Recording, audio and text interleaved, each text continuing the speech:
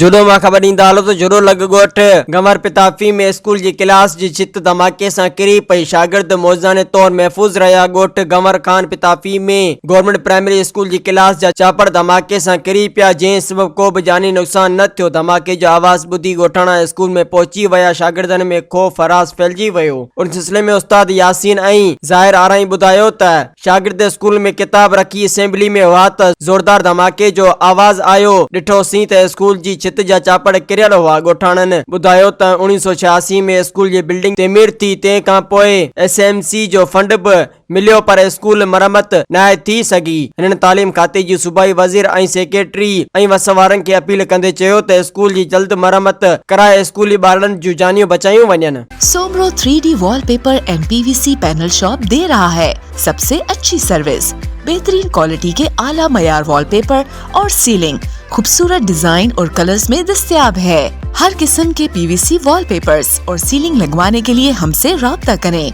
हैदराबाद, कासिमाबाद, लतीफाबाद, जामशोरो, मीरपुर खास और सिंध के मुख्तलिफ शहरों में सर्विस मौजूद है। Soomro 3D wallpaper and PVC panel. राब्ता नंबर रंजन अली सोमरो 0333 370 2516। व्हाट्सएप 0333 370 7886। मज़ीद ख़बरनि ऐं तफ़सीलात लाइ विज़िट कयो असांजी वेबसाइट www.awamiNewsHD.com ऐं ॾिसंदा रहो अवामी न्यूज़ HD।